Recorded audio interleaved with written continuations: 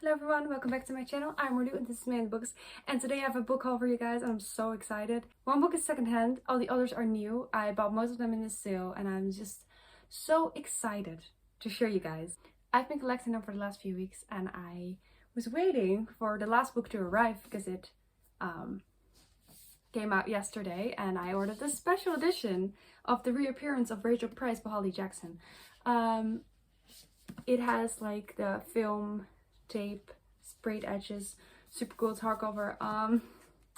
But it was delivered in a carton like envelope and it stuck to the cover. So I will be returning this because like I'm not getting a special edition for it to be not perfect, right? So that's the first book of today. I am very excited to read this. I think it's a really cool cover. 18-year-old Belle has lived her whole life in the shadow of her mom's mysterious disappearance 16 years ago. Rachel Price vanished and young Belle was the only witness. Rachel is gone, presumed dead. The case is struck up from the past when the Price family agrees to a true crime documentary. Belle can't wait for filming to end, for life to go back to normal, but then Rachel Price reappears and life will never be normal again. Lights, camera, lies.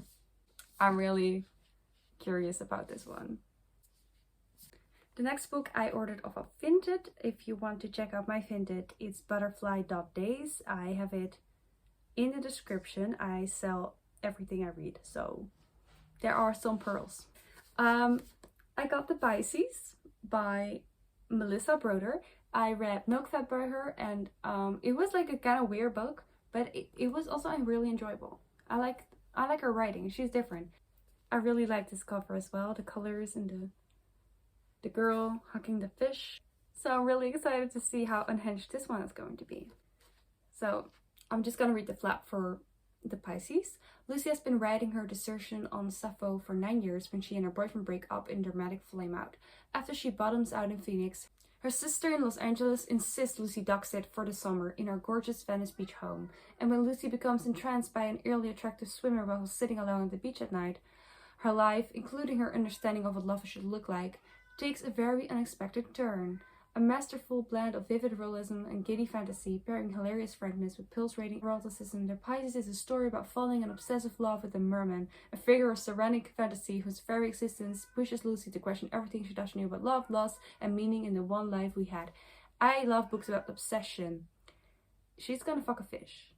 I don't know if I'll love that, but I'm intrigued. And then I got 2 books by Katie Brandt, even though I've never read from her, so it's kind of like a risk. But one of these books have been on my TBR for quite some time, in my head TBR. The Murder After the Night Before. This cover, it's giving. I love it. This woman is like sort of 3D with like blood on her face and this is the vibe. I saved this to my Goodreads want to read. Something bad happened last night. I've woken up with the hangover from hell, a stranger in my bed, and I've gone viral for the worst reasons. But I can't remember a thing. My best friend Posey is dead. The police think it was a tragic accident. I know she was murdered. There's only one thing stopping me from dying of shame. I need to find a killer. I'm really excited to read this. So yeah. And then I also got How to Kill Men and Get Away with It. This title just spoke to me on a spiritual level. So I had to get it. My boyfriend was not loving this. I don't get why. It's good information to have. Meet Kitty Collins. Friend, lover, killer. He was following me. That guy from the nightclub who wouldn't leave me alone. I hadn't intended to kill him, of course, but I wasn't sorry when I did, and despite the mess I made, I appeared to get away with it.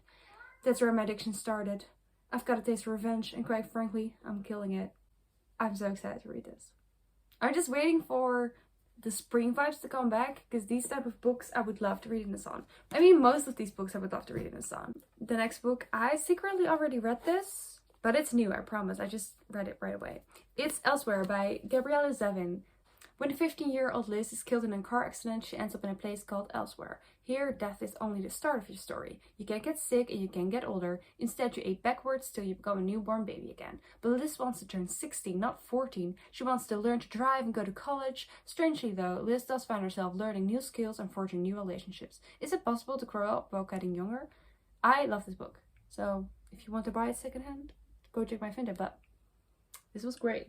Then I got Powerless by Elsie Silver. This is the third book in the Chestnut Spring series, and like, okay, I always like praise myself for not being like a smut romance girly. I make an exception for these books. I don't know why. It's not like I give these books like high ratings, but they're like fun to read. And this book, I think, is also about a ballerina. So I love books about ballet. So I'm gonna read this. And this is such a nice book to read in the sun. You just fly through it. It's quite thick actually. It has, oh my god, like 480 pages. Are you okay? Well, I don't know if I'll continue the series after this. This may be the last one. I don't know. I don't feel a need.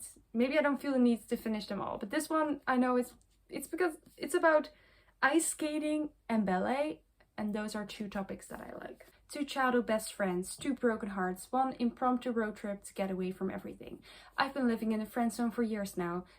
To Jasper Gervais' fans, he's just a hockey heartthrob on TV, but to me, he's still the lost boy with sad eyes and a heart of gold, the man I've loved in secret for years. So when my life falls apart on my wedding day, it only makes sense that he's the one to swoop me and save me. And when his world comes crashing down around him, I'm there to return the favor.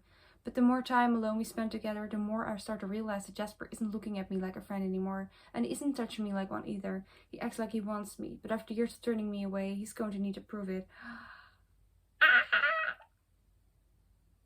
This is gonna eat. This better eat. Then I bought Dear Dolly on Love, Life and Friendship by Dolly Alderton. I loved Dolly's other two books, so maybe it's time to read this one. Why do I fall in love with every man I meet? I can keep up with my rich friend. How long is too long to go without sex? I'm addicted to stalking my ex on social media. Is there a good way to break up with a friend? A problem shared truly is a problem halved. And nobody knows that better than Dolly Alderton. Her weekly Agony Aunt column in the Sunday Times style magazines attracts countless letters, ranging from hilariously zany to the painfully relatable. Without judgment and with deep empathy, informed by her own much chronic adventures in love, friendship and dating, Dolly leads us by the hand through the various labyrinths of life. I'm excited for this one. I hope it's good. I hope it comes close to the other two. Then I bought Tell Me a Secret by Jane Fallon. This description of this book pulled me in. Like I said, I love books about obsession. I love books about people being in love. I love books about people getting drunk. Yeah, this one fits the bill. Holly and Ross spend most of their days together. They like the same jokes, love the same people, and tell each other everything. So when single mom Holly gets a shot at her dream job after putting everything on hold to raise her daughter, she assumes her friend will be dying to pop the champagne with her. But is she just imagining things, or is Ross not quite as happy for her as she should be? As Holly starts to take a closer look at Ross's life outside of their friendship, she begins to discover a few things that don't add up. Who is the woman who claims to be her ally? Perhaps it was a mistake to tell Ross all her secrets, because it takes two to forge a friendship, but it only takes two to wage a war. Then I got Mexican Gothic. I know this from Book Talk from a few years back. But I actually never picked it up. I always was kind of curious, but never picked it up. Glamorous socialite Nomi Taboda's life of parties and entertainment is interrupted when she receives a frantic letter from her newlywed cousin, who is begging to be rescued from a mysterious doom. Nomi immediately heads to High Place, an estate in the mountains of Mexico owned by the secluded Doyle family, determined to discover what is troubling her beloved cousin. The fortunes of the silver mining Doyles have eroded, and their house is a dilapidated relic. What does that mean? What does it mean? Even more worrisome are the inhabitants of High Place. There's their alluring yet menacing new husband, his foreboding father, and other taciturn relatives. Soon the house itself begins invading Nomi's dreams with visions of blood and doom.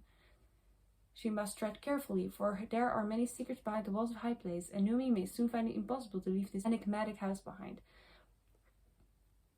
I am confused that this is a book talk book, because this language is difficult, and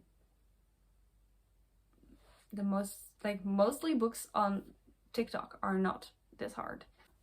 I don't know what this is about still, because I couldn't understand half the words on the back. Then I got This Summer's Secrets by Emily Barr. This book gave me all the vibes of Exactly what I'm looking for. Books to read in the sun and get high off the drama. Sonara has never been in love before. Actually, she's never done anything exciting, always the sidekick, until the summer that changes everything. Cliff House is closed off for most of the year, only coming to life when its rich owners arrive for the holidays. This year, despite herself, Sonara is pulled into their world of wealth and ease and beautiful people. She even finds herself falling for somebody for the first time. Cliff House and its owners are hiding things. They've been hiding things for too long, and now, in spite of all their efforts, their secrets are coming out. The secrets that involve Sonara's friends and family in a way she could never have imagined. Oh my god.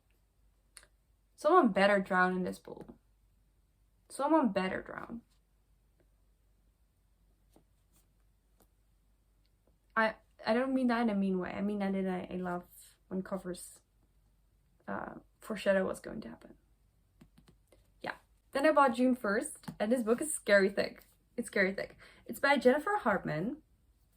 Want to know what happens to a man who barely claws his way out of a tragedy, only to fall right into the arms of the one girl in the world he can never have? Another tragedy, that's what. When Brent Elliott was 6 years old, his father made a choice that altered the course of his entire life. Because of that choice, Brent was left orphaned and grieving. Because of that choice, his best friend's parents adopted him just after the birth of their daughter. Because of that choice, because that daughter became his adopted sister, the only girl Brent would ever come to love became the only girl he could never have. This is gonna be tragic, yeah. Though in a lot of ways he does have her. He has her first steps, her first words, her first smile. He has her milestones, her heartbreaks, her dreams. He has her heart so woven in with this. He doesn't know where she ends and he begins. As the years press on, that line between them keeps blurring, and the blurrier the line, the easier it is to cross. Despite how forbidden their attraction is, it never feels wrong. This tragedy comes in threes. Brent's first tragedy changed him, the second one broke him, and the third one might just heal him. For at the center of all the tragedy, there's a love story, and at the center of the love story, there's June. This is, yeah. It's giving love in other words. I don't know why, it's not the same, but it gives me those vibes. I'm excited to cry, and I mean, do I cry at books? I don't know. Maybe this book will do it. Then I got Sleep No More by Jane N. Krantz. I think this is the start of like a trilogy, I'm not sure. One chilling night changes 3 strangers' lives forever in the first novel of the Lost Night Files, an exciting new trilogy by New York Times bestselling author Jane N. Krantz. 7 months ago, Palace, Talia, and Amelia were strangers until their fateful stay at the Lucent Springs Hotel. An earthquake and a fire partially destroyed the hotel, but the women have no memory of their time there. Now close friends, the 3 co-host a podcast called The Lost Night Files, where they investigate cold cases and connect with others who have made experiences similar to their own. An event that somehow enhanced the physical abilities already present in each woman.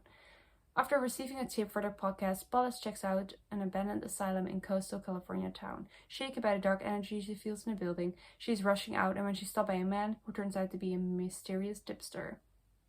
Ambrose Drake is certain he's witnessed the murder, but without a body, everyone thinks he's having delusions caused by sleep deprivation. He's positive something terrible happened at the Carnelian Sleep Institute the night he was there. He wants Paulus to help him uncover the truth, because like her, he has a lost night that he can remember, and now has a disturbingly enhanced physic talent. But when it's clear someone is willing to kill to protect Sleep Clinic's secrets, the investigation takes a deadly turn. So, we got a nice variety of thrillers and romance here. And literary fiction. The only genres I read. Oh, I also read memoirs. Also got a memoir. We have everything. Everything I read. And then the last book. I have never bought so many books in a row. So if you don't think this is a lot, then whoa. And also feel like, why do you buy so many books in a row? I had 0 physical books left. And now the last book is Words on Bathroom Walls by Julia Walton. Which you can see is also a movie. The important thing about having a problem is knowing that it's real. My problem, I'm schizophrenic, and Maya may found out. So I think this book is about a boy who has schizophrenia, and he's falling in love, but he doesn't want her to know. I think it's a YA book, thinking that. So yeah, I'm excited to read this. I always love to check out YA books about mental illness, see if they do it right, because I think it's very valuable to read this at a young age. So yeah, it's nice and floppy, so we love that. that was the haul. I'm super excited to go through all these books and just eat them up and find new favorites. And yeah, if you've read any of these books, let me know down below. And what was your last book that you bought? Thank you so much for watching, and I would love to see you next time.